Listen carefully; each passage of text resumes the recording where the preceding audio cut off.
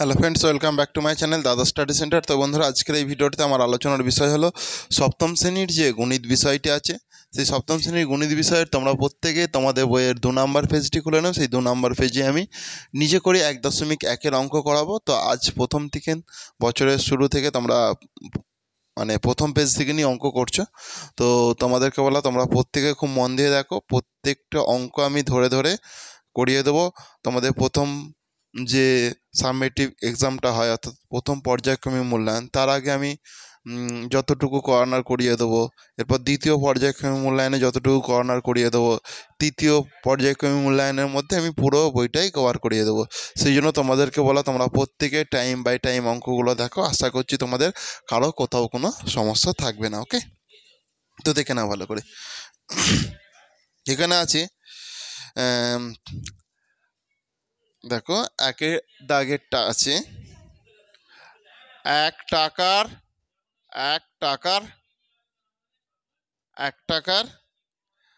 1/2 অংশ সমান ড্যাশ পয়সা। তাহলে এখানে কত পয়সা হবে? এটা কি হবে ভালো করে দেখো। তোমরা এরকম প্রথম প্রশ্নটা এরকম আছে, যার ফলে এটা তুমি কিভাবে করবে বলো প্রত্যেকে। 1 টাকা মানে কত পয়সা জানো? দেখো এই অঙ্কটা দেখতে পেয়েছো? দেখো 1 টাকার 1/2 অংশ সমান ড্যাশ পয়সা। তাহলে এটা কিভাবে করবে, করতে পারবে? দেখো 1 টাকা মানে কত পয়সা, এখানে যেহেতু পয়সা বলেছে, 1 টাকা মানে কত পয়সা? 100 পয়সাতে 1 টাকা।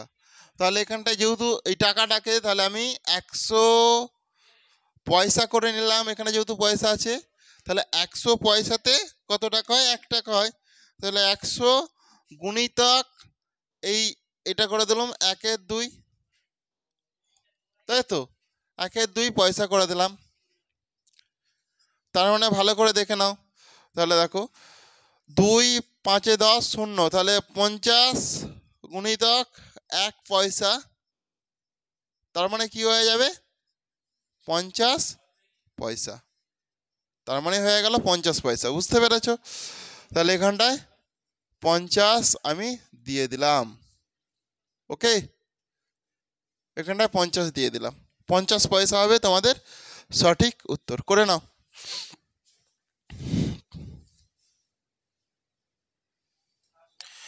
এরপর তোমরা প্রত্যেকে 2-এর দাগের অঙ্কটা দেখো। বলেছে 1 বছরে 1/4 অংশ সমান ড্যাশ মাস। এটা আমি বোর্ড অলরেডি দেখো করে রেখেছি, তোমরা ভালো করে মন দিয়ে দেখো। তাহলে দেখো 1 বছরের 1/4 অংশ, তাহলে 1 বছর মানে কত? 12 মাস। এর সঙ্গে 1/4 তুমি ইন্টু করে দাও, 4 3 12, এখানটায় মাস করে দাও। তাহলে কত মাস পেলাম? 3 গুণিতক 1 মাস। দেখতে পেয়েছো? এই বছরটাকে, এই যে 1টাকে আমি 12 করার জন্য এখানটাতে মাস লিখে দিলাম। ভালো করে বোঝার চেষ্টা করো। তাহলে দেখো 4 3 12, তাহলে 3 গুণিতক 1 মাস মানে কত মাস? 3 মাসই হয়। সেই জন্য এখানটায় 3 হবে তোমাদের সঠিক আনসার। 3 হবে সঠিক আনসার। বুঝতে পেরেছো? অসুবিধা নেই তো, করে নাও।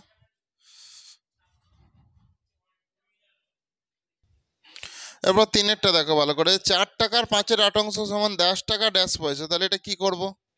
4 টাকার 5/8 অংশ সমান ড্যাশ টাকা ড্যাশ পয়সা।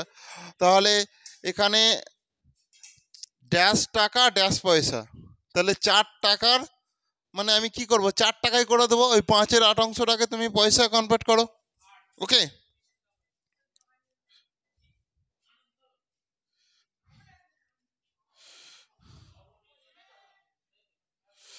ভালো করে দেখো। 4 টাকার 5/8 অংশ, তাহলে 4 টাকা মানে কত পয়সা বলো? 400 পয়সা। তাহলে এখানটা আমি 400 করে দিলাম, গুণিতক দিলাম। এবারে এখানে যেরকম 5 আছে আর এখানে যেরকম 8 আছে করে দিলাম 5/8। এটা এই অংশ না লিখে এখানটায় পয়সা লিখব। কারণ কি? এই 4টাকে যেহেতু আমি পয়সাতে করে নিয়েছি। বুঝতে পেরেছো?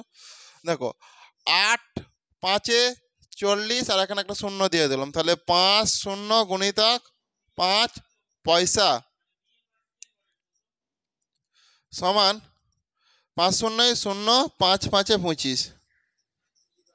তাহলে পেয়ে গেলাম কত বলো? 250 পয়সা। এবার 250 পয়সা মানে দেখো এটাকে আমরা যদি টাকাতে কনভার্ট করি, কি করি? যদি টাকাতে কনভার্ট করি তাহলে কি হবে? তোমরা কি জানো 100 পয়সা সমান কত টাকা? 1 টাকা। তাহলে এখানে দেখো 100 দিয়ে এটাকে ভাগ করে দাও 250-কে, বুঝেছো? তাহলে 100 দুগুণে 200 আর এইখানে 50। তাহলে এখানটা পয়সা লিখে দাও, এখানটা যদি এটা পয়সা, ঠিক আছে? আর এটা টাকা লিখে দাও, কারণ তুমি যদি যেহেতু 100 দিয়ে এটাকে ভাগ করেছো তাহলে এটা হয়ে যাবে 2 টাকা 50 পয়সা। বুঝতে পেরেছ? 2 টাকা 50 পয়সা হবে তোমাদের সঠিক আনসার। করে নাও তোমরা প্রত্যেকে। দেখো চারেরটা ভালো করে দেখো, এখানে বলেছে 2 কিলোগ্রামের 1/5 অংশ সমান ড্যাশ গ্রাম আছে। তাহলে এখানটা গ্রাম আছে, দেখতে পেয়েছো? তাহলে আমি এটা কি করব? দেখো আমরা কি জানি kilogram, hectogram, decagram, gram. Kilogram, hectogram, decagram, gram, decigram, centigram, milligram, decigram, centigram, milligram. Okay, kilogram, hectogram, decagram, gram, decigram, centigram, milligram. বুঝতে পেরেছো? তাহলে আমাকে দেখো কিলোগ্রাম থেকে কোথায় যেতে বলেছে? গ্রামে যেতে বলেছে, মানে এখানে। তাহলে কিলোগ্রামের ঘরে আমি 1 দিয়ে দিলাম, 0 0 0, গ্রাম পর্যন্ত 0 দিয়ে গেলাম। তার মানে কি বোঝায় জানো? তার মানে হচ্ছে 1 কিগ্রা, মানে 1 কিলোগ্রাম সমান কত গ্রাম? একক দশক একক দশক শতক হাজার, মানে 1000 গ্রাম বোঝায়। কত বোঝায়? 1000 গ্রাম বোঝায়। বুঝতে পেরেছো? তাহলে এটাকে আমি দেখো যেরকম 2 আছে 2 করে দিলাম, গুণিতক চিহ্ন দিলাম। তাহলে দেখো কিলোগ্রাম থেকে আমি কোথায় আসবো? গ্রামে আসবো। তাহলে আমাকে কি কিলোগ্রাম থেকে গ্রামে আসলে কি করতে? 1000 গুণ করতে হবে। সেই জন্য এখানটায় আমি 1000 দিয়ে দিলাম, গুণিতক দিলাম 1/5, এখানটায় অংশ না লিখে গ্রাম লিখে দিলাম। ওকে, বুঝতে পেরেছো ব্যাপারটা? তাহলে এটা আমি মুছে দিচ্ছি। এরপর এইভাবে করতে হয় জিনিসগুলোকে, এগুলো করার দরকার নেই, জাস্ট বোঝানোর জন্য এটা আমি করলাম। তাহলে দেখো 2 5 5 দুগুণে 10, একটা দুটো একটা দুটো। তাহলে দেখো 2 দুগুণে কত? 4, আর দুটো শূন্যর জন্য দুটো শূন্য, তাহলে 400 গ্রাম। তাহলে 400 গ্রাম হবে তোমাদের সঠিক উত্তর। বুঝতে পেরেছো? কারো কি অসুবিধা আছে? নেই তো? তাহলে 400 গ্রামই হবে তোমাদের সঠিক উত্তর। তোমরা প্রত্যেকে করে নাও।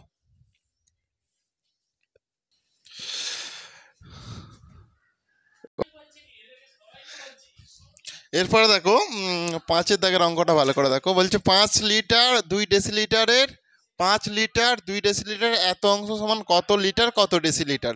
তুমি এখানে 2 আছো বলে 5 আছে বলে এখানে ফট করে 5 বসিয়ে দেবে তাই নয়, এই 5 লিটারটাও এইটাতে ভাগ হয়েছে, ঠিক আছে? তাহলে আমার প্রথম কাজ হচ্ছে এই লিটারটাকেও ডেসিলিটার করে নেওয়া, লিটারটাকেও ডেসিলিটার করে নেওয়া, তাই তো? তাহলে দেখো kilolitre, hectolitre, decalitre, litre, decilitre, centilitre, millilitre. Okay, kilolitre, hectolitre, decalitre, litre, decilitre, centilitre, millilitre. তাহলে আমার এখানে দেখো লিটার থেকে আমি ডেসিলিটারে যাবো। তাহলে লিটার এখান থেকে ডেসিলিটার যাওয়া মানে দেখো লিটারের ঘরে 1, ডেসিলিটারের ঘরে 0, মানে 1 ঘর টপকে যাচ্ছে মানে 10। তাহলে 5 গুণিতক 10, আর লিটার না লিখে কি লিখবো? ডেসিলিটার লিখবো। তাহলে যুক্ত এখানে 2 আছে তো 2 ডেসিলিটার, ডেসিলিটার। ওকে,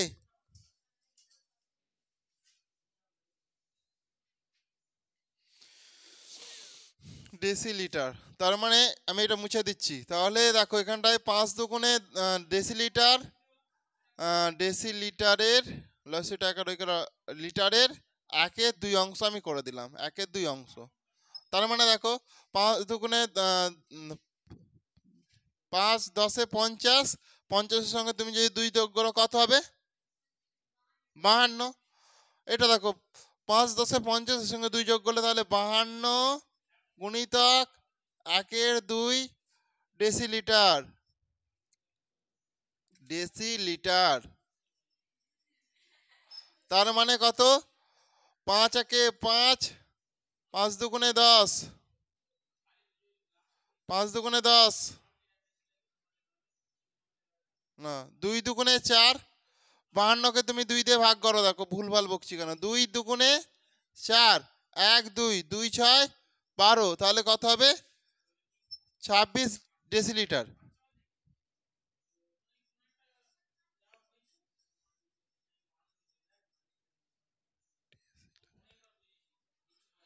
ডেসিলিটার হয়ে গেল।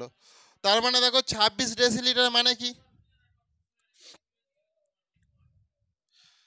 26 ডেসিলিটারকে আমি লিটারে করতে যাব, তাহলে আমরা তো এই শিখলাম যে 10 10 ডেসিলিটার মানে 1 লিটার, তাই তো?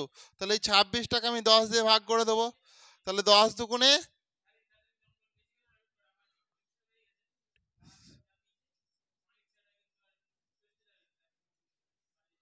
10 দুগুণে 20,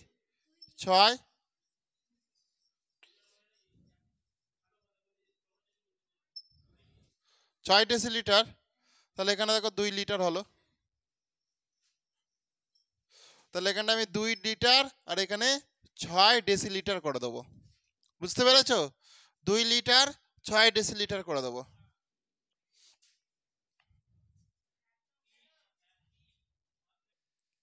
দেখো একটি সংখ্যার 1/3 অংশের সঙ্গে 20 যোগ করলে 35 হয়, সংখ্যাটি কত হবে হিসাব করি। তাহলে একটি সংখ্যার, তাহলে একটি সংখ্যা, ভালো করে দেখো, বলেছে একটি সংখ্যার 1/3 অংশের সঙ্গে 20 যোগ করলে 35 হয়। তাহলে এখানটায় দেখে নাও, একটি সংখ্যা গুণিতক আর বলেছে, দেখো এখানে সংখ্যার মানে এর, সংখ্যার এর মানে কি গুণ, তাহলে গুণিতক 1/3 অংশ। তাহলে 1/3 অংশের সঙ্গে তুমি কি যোগ করছো? 1/3 অংশের সঙ্গে 20 যোগ করছো, যা 20 যোগ করে দিচ্ছ সংখ্যাটা কত পেয়ে যাচ্ছে? 35 সমান 35। ব্যাস, এটা করলেই হয়ে যাবে তোমার, আর কিছুই ব্যাপার নেই এখানে, এটা করলেই হয়ে যাবে। এবার এটাকে ক্যালকুলেশন করলে যেটা পাবে সেটাই হচ্ছে তোমার একটি সংখ্যা। বলেছে সংখ্যাটি কত, এই যে এখানে বলেছে সংখ্যাটি কত, তাহলে এইটাকে করলে তাহলে একটি সংখ্যা আমি করছি, দেখো একটি সংখ্যা, একটি সংখ্যা গুণিতক 1/3 সমান 35, আর এটা এই দিকে আসলে কি হবে? -20। বুঝতে পেরেছো? দেখো এরপরে দেখো একটি সংখ্যা, একটি সংখ্যা, দেখো একটি সংখ্যার সমান, দেখো এখানটা দেখো 35 থেকে তুমি যদি 20 বাদ দাও কত হবে? 15। তাহলে এখানটা আমি 15 করলাম। এই যে 1/3 আছে, তাহলে এই 3টা যদি এই দিকে আসে গুণ আকারে যাবে, নিচে থেকে উপরে উঠছে, মানে দেখো এটা তো বাই আকারে আছে, নিচে থেকে উপরে উঠছে, তার মানে গুণ আকারে যাবে। কি যাবে? গুণ আকারে। তাহলে এই 3টা এখানটায় গুণ করে দাও। অতএব একটি সংখ্যা বা সংখ্যাটি যা ইচ্ছে লিখতে পারো, একটি সংখ্যা সমান 15 দিনে কত? 45। এটাই তোমাদের উত্তর। এগুলো বাদ দাও, এগুলো বাদ দাও, এগুলো বাদ দিতে পারো, ঠিক আছে? তাহলে দেখো অতএব সংখ্যাটি কত হবে হিসাব করি। অতএব সংখ্যাটি হবে, অতএব সংখ্যাটি হবে 45। সংখ্যাটি হবে 45। বুঝতে পেরেছো? সংখ্যাটি হবে 45। কারো কি অসুবিধা আছে? নেই তো? করে নাও প্রত্যেকে।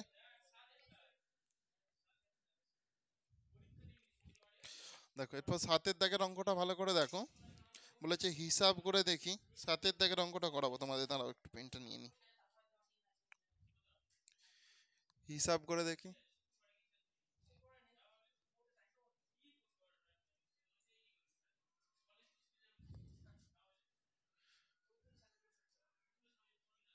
হিসাব করে দেখি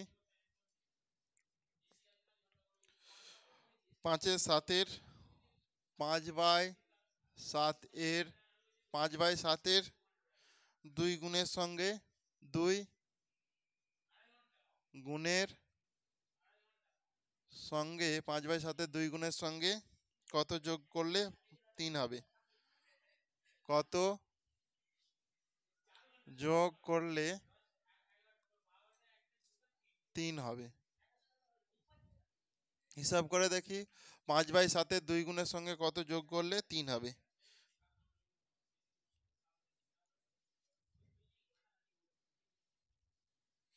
তাহলে দেখো 5 তাহলে আমি দেখো করাচ্ছি অঙ্কটা ভালো করে। 5/7 এখানটায় করে দিলাম। 5/7 এর মানে কি গুণ, 5/7 2 গুণ, তাহলে 2 গুণের সঙ্গে কত যোগ করছি? তাহলে যোগটা আমি কত করছি সেটা আমি জানছি না, সেই জন্য এখানটা এরকম করে রেখে দিচ্ছি। যোগ করতে হবে, যোগ করলে আমরা যোগ করলে হবে 3 হবে, তার মানে সমান 3 করে দাও। বুঝতে পেরেছো? তাহলে এই গ্যাপেতে কত বসালে 3 হবে সেটা আমি পেয়ে যাব। তো এখান থেকে ভালো করে তো আমরা দেখে নাও, এখানটায় বা করে দাও। তাহলে দেখো এটার সঙ্গে এটা কি গুণ হবে, 5 2 10, তাহলে 10/7 যুক্ত এখানে জিজ্ঞাসা চিহ্ন সমান 3। ওকে, বা করব। তাহলে এখানে জিজ্ঞাসা, এখানে দেখো যে ছকটা আছে দিয়ে দিলাম, তাহলে 3 মাইনাস এইটা আমি এখানটায় করে দেবো, তাহলে হয়ে যাবে এটা দেখো 10/7 10/7। তাহলে এটা সম্পূর্ণ এই দিকে নিয়ে চলে আসলাম। বুঝতে পেরেছো? বা করব সমান দেখো 7 3 কত 21 মাইনাস 10/7, অতএব তাহলে 21 থেকে তুমি যদি 10 বাদ দাও 11/7, 11/7। তার মানে এইটার মানে কি, তুমি যদি 11 দিয়ে ভাগ করো, দেখো 7 1 7 7 8 9 10 11 4, তাহলে এই 4টা এখানটায় চলে যাবে, এই 7টা এখানটায় চলে আসবে, তাহলে 1/4/7। অতএব উত্তর লেখো, অতএব 5/7 এর 5/7 এর দেখো 5/7 এর 2 গুণের সঙ্গে, দেখতে পাচ্ছ এই যেখানে 2 আছে, 2 গুণের সঙ্গে কত যোগ করছে এখানটায় বলো? এইটা 1/4/7 যোগ করলে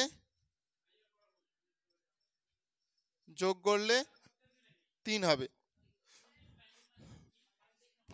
5/7 2 গুণের সঙ্গে 1/4/7 যোগ করলে 3 হবে। বুঝতে পেরেছো? করে নাও প্রত্যেকে। তো বন্ধুরা আজকের ক্লাসটা তাহলে আমি এখানেই শেষ করলাম। আর ক্লাসটি তোমাদের কেমন লাগলো তোমরা তা প্রত্যেকে কমেন্টে জানিও। আর ক্লাসটি যদি তোমাদের প্রকৃতি ভালো লেগে থাকে তাহলে অবশ্যই তোমরা বেশি বেশি পরিমাণে একটু বন্ধু বান্ধবদের মধ্যে শেয়ার করে দিও। তো থ্যাংক ইউ বন্ধুরা, আসছি তাহলে নেক্সট ক্লাসে আবার দেখা হয়। প্রত্যেকে ভালো থেকো।